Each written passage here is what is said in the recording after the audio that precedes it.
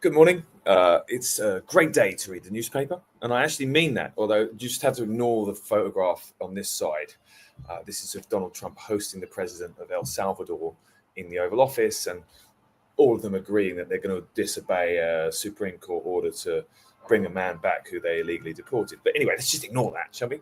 And let's also ignore this big story here about the China trade war because, but here, good stuff. Harvard University, the richest university in America, has decided to stand up to the Trump administration. I don't know if you're aware of this, but over the last few months, the Trump administration has been attacking a selection of elitist universities: Penn, Columbia, Harvard, sort of place Hillary Clinton would send her daughter, or, if you were a wealthy Russian oligarch, you might bribe your way in, allegedly. But they do have a lot of money and a lot of power. And recently, you may remember, Columbia capitulated to the Trump administration's demands that they institute 30 police on their campus with the power to remove people at all times. And also they have the federal government now overseeing their Middle East Studies Department, which to me doesn't sound like an independent university in a democracy.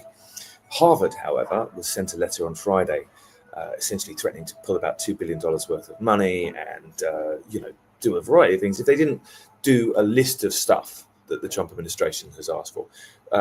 Harvard on Monday diplomatically told the Trump administration that all of the things they were asking were illegal and said that they weren't going to do it. This is so good for American democracy. As we've discussed, the Trump administration is kind of attacking bastions of free thought as if it were a dictatorship.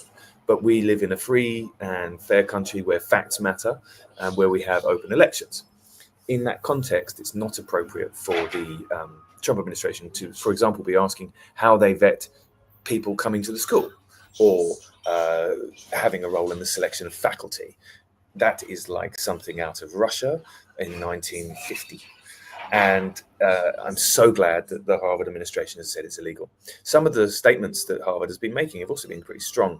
The president, Alan Garber, issued a very nice letter yesterday, which I would recommend you read if you like reading, although if you're watching this, chances are you don't.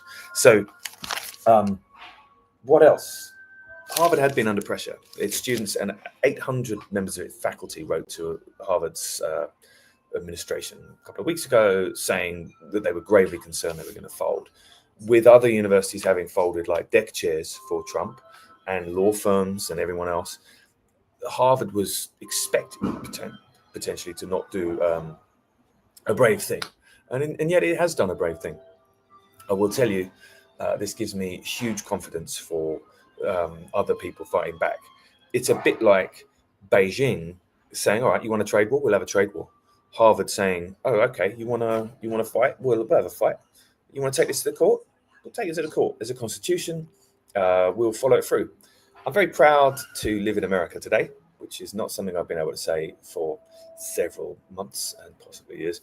And I'm really glad to know that one of our most elitist institutions, our richest university, has decided to take a stand. Obviously, Trump's people are up in arms. There's been social media posts saying they should, do various things to Harvard. But the great thing about Harvard is I think it's more important and bigger than the Trump administration. And it's an institution. So they may not have let me join their squash club in 2018 because I didn't go there. And that is an unforgivable sin. Maybe God can forgive them. I can't. But Harvard has done a good thing today. And it's worth going around today with a big Harvard T-shirt on if you want to walk around the street pretending you went there, which I think would be hilarious. So go Harvard, boo Trump, and thanks for letting me read the newspaper so that you don't have to. Have a great day. I'm going to watch Hungry Caterpillar.